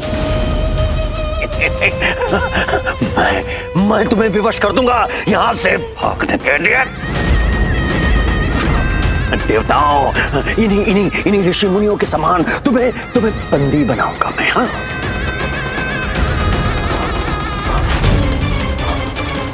इसके बाद तुम्हें अपना आहार बनाऊंगा मैं, तुमसे अपनी सेवा करवाऊंगा मैं।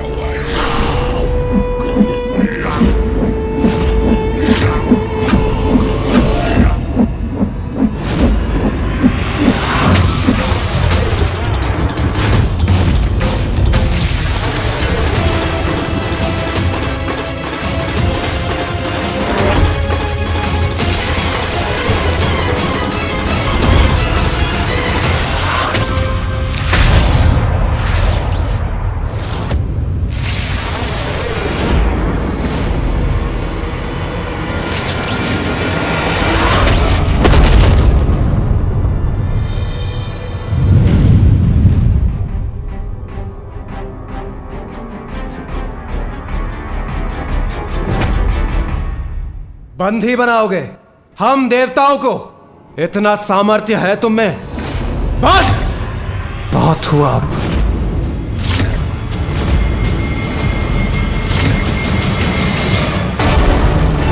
सहायता कीजिए माँ, सहायता कीजिए।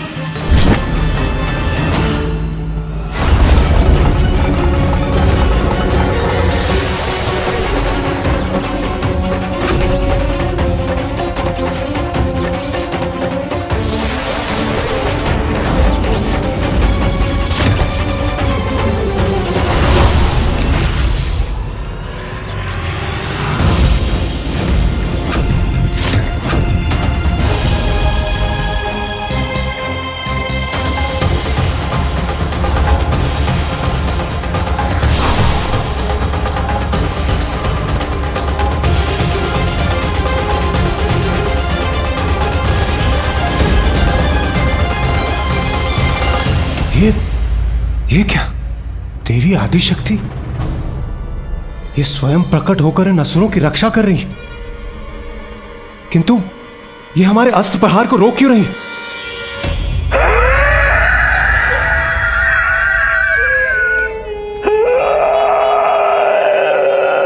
कारण जो भी हो, किंतु देवी आदिशक्ति की सहायता से तो यह असुर अपराजय हो जाएगा। अब हम क्या करेंगे देवराज? बस अब और कोई वार नहीं करोगे देवताओं? साहस छूट गया तुम्हारा देवताओं?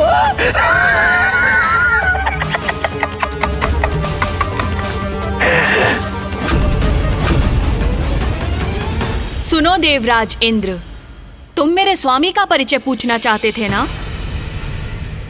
तो मैं तुम्हें बताती हूं। मेरे स्वामी है प्रबल प्रतापी सर्वश्रेष्ठ असुर दारुक और मैं हूं उनकी पत्नी पृथ्वी की स्वामिनी। इसने तो स्वयं को पृथ्वी का अधिपति घोषित कर दिया है, अर्थात यह असुर अब देवी भुवनेश्वरी द्वारा स्थापित सृष्टि के नियम को भंग कर यही निवास करने वाला है। और तुम इस भ्रम में मत रहना कि तुम और तुम्हारे देवतागण हमें रोकने में समर्थ रहेंगे। हमें कोई नहीं रोक सकता, क्योंकि स्वयं माता आदिशक्ति की शक्ति से सुरक्षित हैं हम, और माता आदिशक्ति हमारी सुरक्षा कवच है।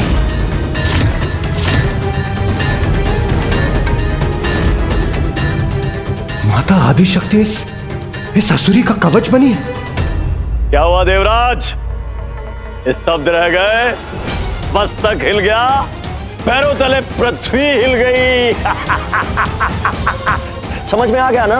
समझ में आ गया ना कि पराजित नहीं कर सकते हमको? तो आओ आओ हमारी अधीनता स्वीकार कर लो, बंदी बन जाओ, ऋषि मुनियों की तरह सेवा में लग जाओ।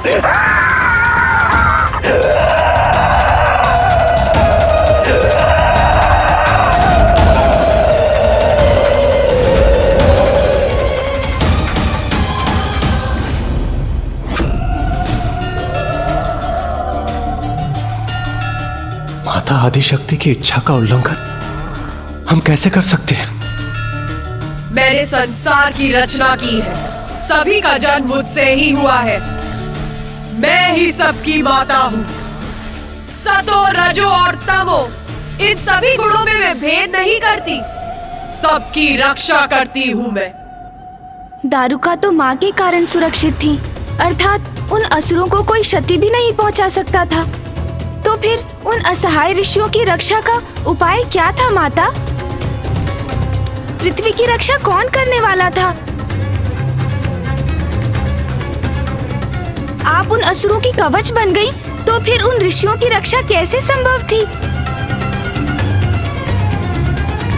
असमर्थ असहाय अपने भक्तों को नहीं छोड़ती मैं गणेश। उन्हें कठिन परिस्थितियों से बाहर आने का पथ भी मैं ही दिखाती। ये भी मेरी ही लीला है। अर्थात माता?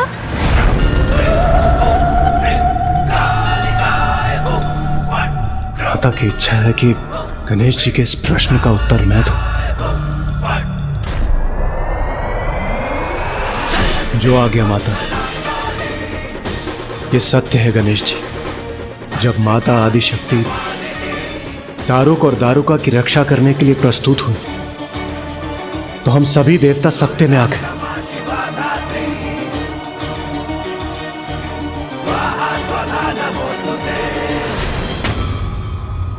ये क्या हो रहा है इंद्रदेव?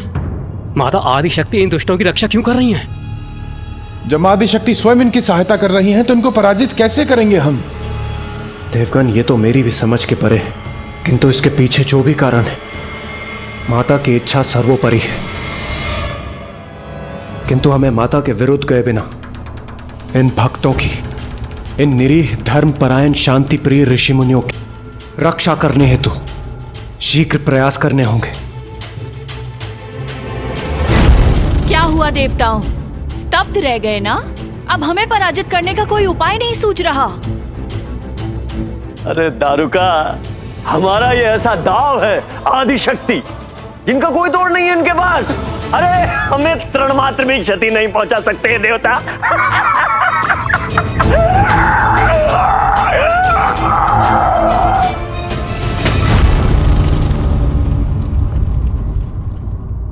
माता, मेरी धृष्टता क्षमा करें, मुझे भ्रम हुआ, अथवा आप ही इन दुष्ट असुरों की सहायता कर रही हैं। हाँ देवराज, उचित समझा तुमने। माता आदिशक्ति ही मेरी कवच है, हमारी कवच है।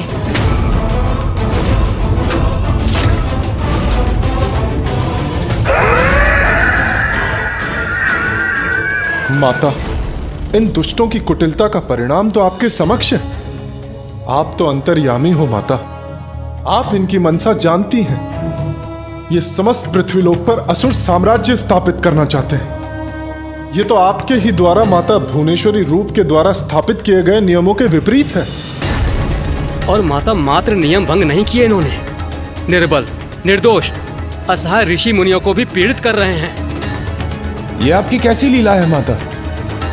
आप इन दुष्टों की सहायता क्यों कर रही हैं? क्या इनका व्यवहार अनुचित नहीं है? उचित और अनुचित तुम्हारे अनुसार ही होगा क्या?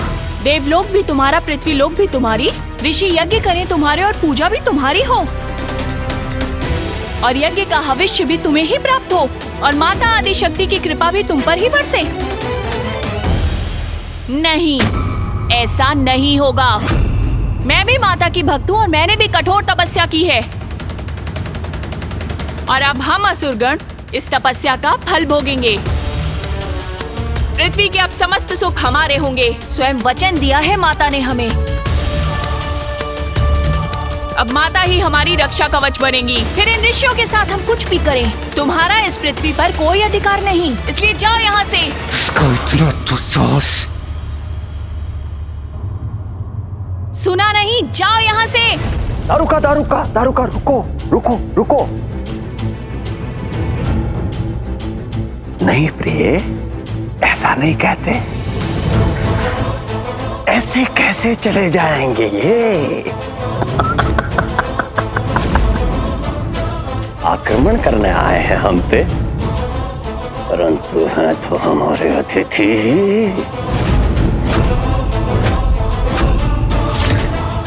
तो सत्कार तो होगा, परंतु पृथ्वी के विधान से नहीं होगा, आसुरी विधान से होगा।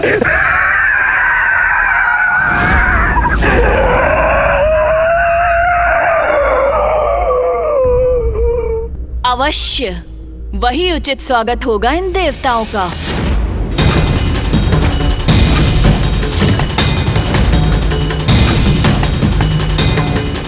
जाओ मेरे प्रिय असुरों, इन अतिथियों का वैसा ही सत्कार करो जैसा हम हर अतिथि का करते हैं।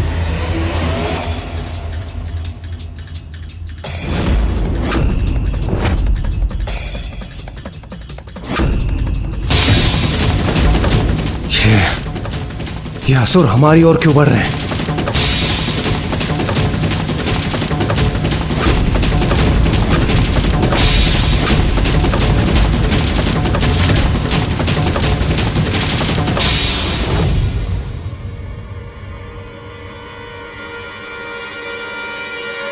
अब समझी दारुका, मैंने इन्हें क्यों रोका?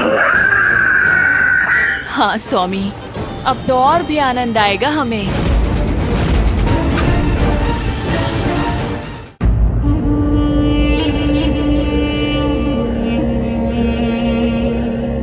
देवताओं, अब तुम्हें इन ऋषियों की चिंता छोड़ के अपनी चिंता करनी चाहिए।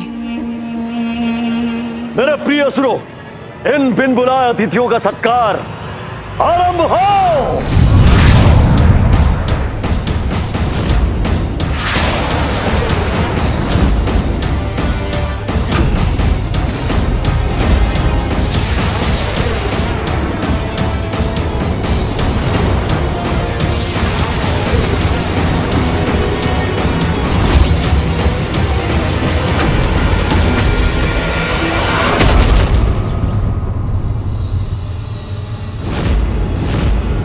देवगण, इन दुष्ट असुरों से स्वयं की रक्षा करने के लिए सभी एक साथ हो जाइए।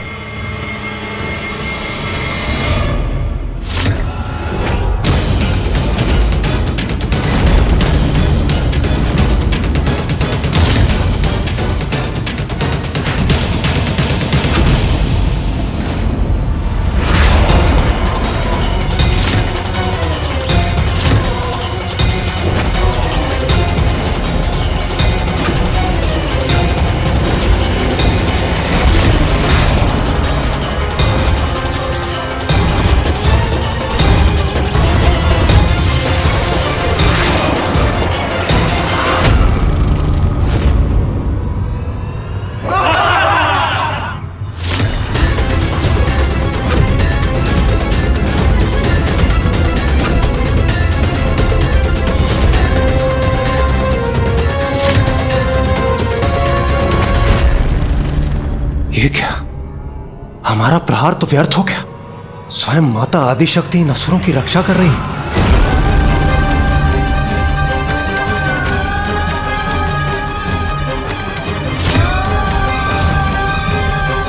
मां, ये कैसी लीला है आपकी?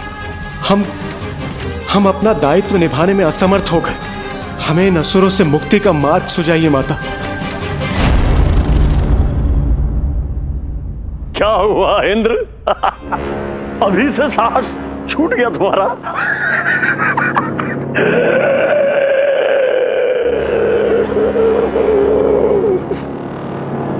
अभी तो सत्कार आरंभ हुआ है। देवगण, स्वयं माता आदिशक्ति इन असुरों का कवच बनी। वो स्वयं इनकी रक्षा कर रही हैं। इस प्रकार इस युद्ध में विजयी होना कदापि संभव नहीं है। आपका कथन सर्वथा उचित है इंद्रदेव, किंतु अब हम क्या करें? असहाय, निरुपाय हो गए हो देवताओं। तुम्हारे लिए यही उचित है। एक और माता आदिशक्ति इन असुरों की रक्षा कर रही है और दूसरी ओर ऋषि मुनि संकट में। देवराज, हम इन असुरों से घिर चुके हैं। इनके कवच को भेदना हमारे लिए असंभव है। यदि हम इन पर प्रहार भी करेंगे तो माता आदिशक्ति हमारे प्रहार रोक देगी। अब हम करें तो करें क्या? तो अब हम क्या करेंगे देवराज?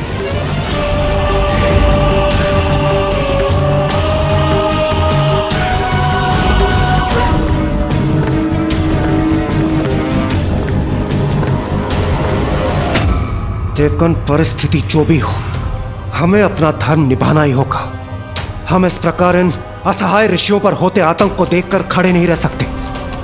हमें कुछ न कुछ करना ही होगा। कुछ नहीं कर सकोगे तुम। आओ इंद्र, इसी पल की प्रतीक्षा थी मुझे। आओ। दुष्ट असुर, मैं तुम्हें इसी क्षण पराजित कर तुम्हें तुम्हारे लोक वापस भेज दूंगा।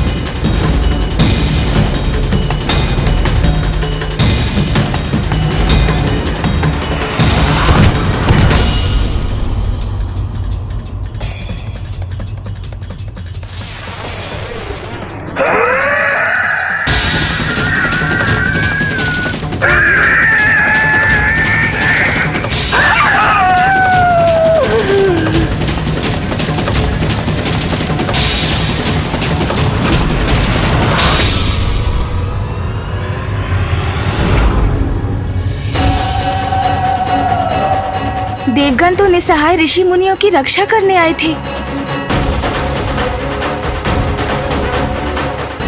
अब इस परिस्थिति में उनकी रक्षा कौन करेगा?